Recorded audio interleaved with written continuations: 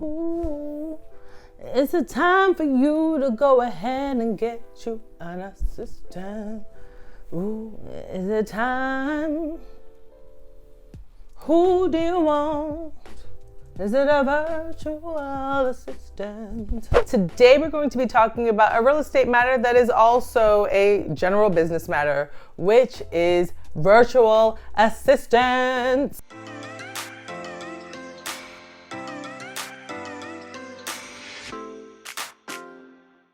What's up, everyone, and welcome to Real Talk with Olamide, where we talk about all things real estate.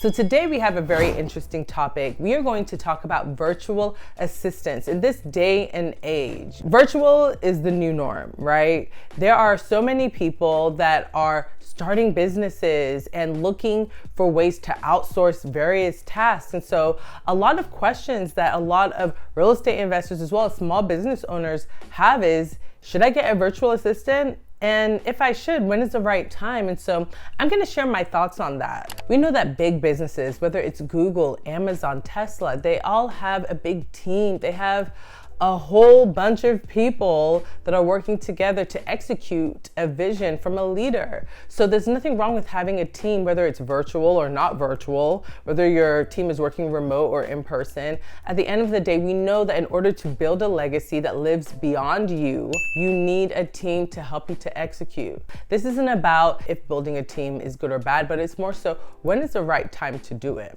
When is not the right time to get a virtual assistant? And I have some thoughts. I would dare to say that I think that too many people try to get virtual assistants way too soon. And I say way too soon for a couple of reasons. One, I have nothing against virtual assistants. I've had virtual assistants in the past. I ended up firing them, but I'll let you know why I did that. And I probably am gonna get some virtual assistants in the future. I think that they're great in the right timing.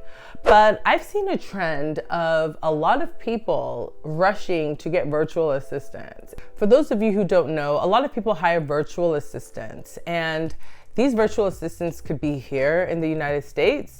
They could be in the Philippines. They could be in Pakistan, really anywhere. Virtual assistants are everywhere. There are so many different websites such as Upwork. This is not sponsored by Upwork, but Upwork, if you want to sponsor this, bring the sponsorship, honey. We are taking these sponsorships, all of them in 2022, period.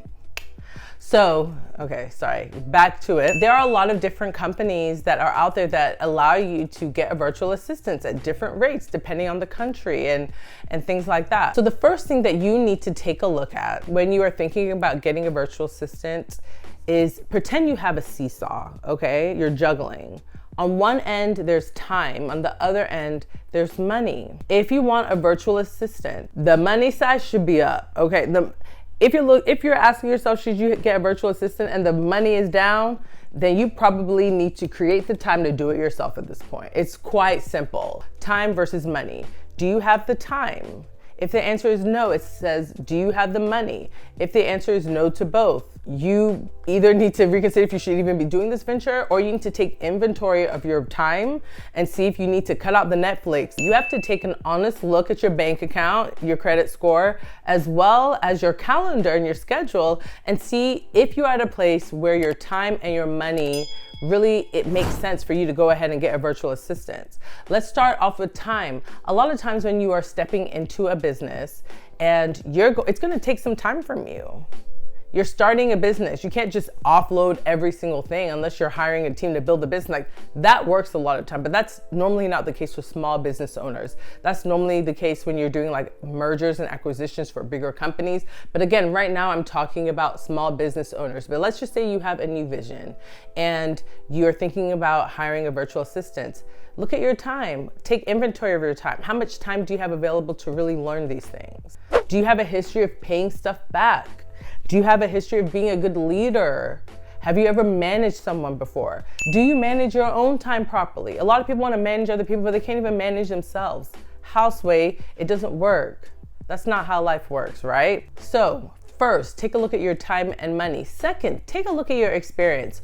what specifically are you outsourcing? No, everyone can't do everything amazingly. There's some people that are better at marketers than with money. I get all of that.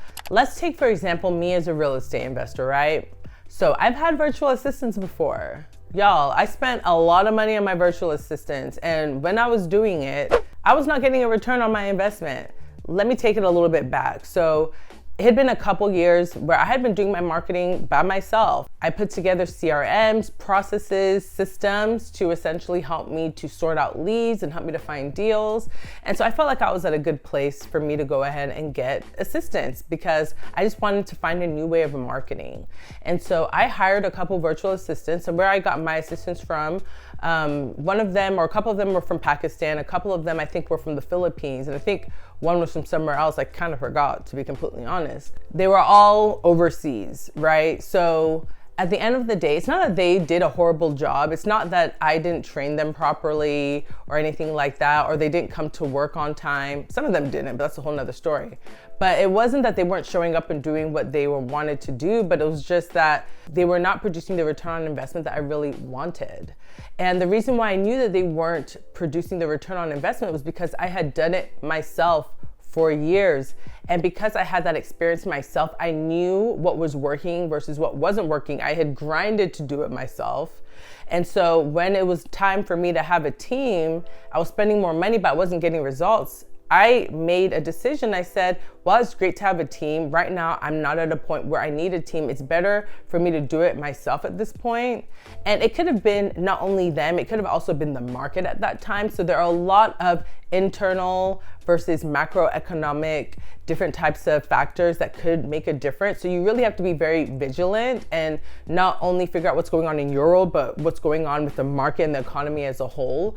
But I made a decision to just cut them off and to really focus on being more of a one-person shop for a little bit longer because it just wasn't working. Me having experience is very important because not only was I able to train them effectively to make sure that they knew what they were doing. Like imagine if I would have become a real estate investor and I immediately outsourced negotiation, or I immediately outsourced talking to sellers. Like those are skill sets that I needed to build myself. There is nothing like hands-on experience. It helps you to be a better manager. It helps you to be a better leader. But then at the same time, there's a thin line between having hands-on experience and then not being efficient and not being effective, right? So at the end of the day, you do need to really assess to see where really are you at the end of the day when it comes to making this decision. At the end of the day, getting a virtual assistant is a risk, right? You're putting your money, you're making your money work for you. I have a video where I talked about Rich Dad, Poor Dad, and Robert Kiyosaki's quote, the rich don't work for money, they make money work for them. And so getting a virtual assistant is essentially making your money work for you. You are hiring virtual assistants to do work for you so that you can focus on other things. But I am seeing a trend where a lot of people, I believe, are prematurely taking that step when they haven't really exhausted their current resources. I just think that there's a time and a place. When it's costing you to not have a virtual assistant, then you know it's time for you to get an assistant. And don't get me wrong, I'm not saying that you need to wait to lose out on money and to lose out on deals. But when you can see more opportunities are approaching, you see your forecast, you can see, okay, the next couple of months, I want to go ahead and train someone now. So when these deals flow in the next couple of months, I will be prepared to handle them. But you want to be able to do that in a way that you are really forecasting. You don't want to say, oh, I'm manifesting that I'm going to make $1 million next month, but it's like, okay, well, where are the actions to back that up? You know what I mean? So don't just manifest it without works. If you want to speak in faith and back it up with works, see it as it actually manifests in real life and make some, practical decisions. One mistake that I see a lot of people make is that they get virtual assistants, but they don't keep them for long enough. So let's just say, maybe they try a virtual assistant for 2 weeks, and because those 2 weeks are bad, because those 2 weeks the virtual assistants don't get it right away, they go ahead and just dump them. At the end of the day, and that's why it's very important, before you get a virtual assistant, you need to learn how to lead people. There's going to be training And people have to have a realistic expectation of how long it takes to train someone to do a task properly. Don't just hire someone and after day one, if they're not perfect, you just dump them. You didn't really give it a chance. So I think that 3 months is a good amount of time now. I think that there are some situations where you can look at someone on probably the first week and, their work ethic is just not ethicing, you know what I mean? So in those situations, you might have great reason to go ahead and, push them over to the side, unfortunately. If you really want to give virtual assisting a chance, then you may want to set aside 3 months to really focus on it. Set aside the capital to really focus on it, and know that it's an investment. Know that it's a risk and treat it as such. Know that you might put your money in and the only thing you're gonna get from it is experience. And experience is valuable. So don't get me wrong. You might have a bad 3 months with your virtual assistant, but you come out with invaluable experience that's really going to take your business to the next level. Talk to other people that have had virtual assistants before, right? Why not talk to other friends or entrepreneurs or people in your network or people you see on social media? Reach out to them and say, hey, what was your experience in terms of virtual assistants? What do you think I should learn? Like, really talk to people. A lot of people would be more than happy to share their feedback. That's one way to go about it. But there are different skill sets that you do need to have. There are different ways that you need to train people, the way that you have to hold them accountable, especially if you're working with virtual assistants in different cultures. You have to understand how those cultures work. If you're hiring someone in the Philippines versus Pakistan versus the United States, these are 3 different cultures. And no, you can't say that all people in the Philippines work a certain way, or all people in Pakistan work a certain way, or all people in the United States work a certain way. But if you study cultures and use that as a way to be sensitive to those cultures and be aware of those cultures, then it's going to help you to be a better leader and to really listen at the end of the day. So those are my tips. Thank you for tuning in to Real Talk with Olamide, where we talk about all things real estate. I really hope that this video helped you. Make sure that you hit that like button. Make sure you hit that subscribe button, and also leave in the comments if you have any questions. There are links in the description if you want to get in contact with me, if you want to follow me on Instagram or any other social media platform. So take care, have a great day, and God bless.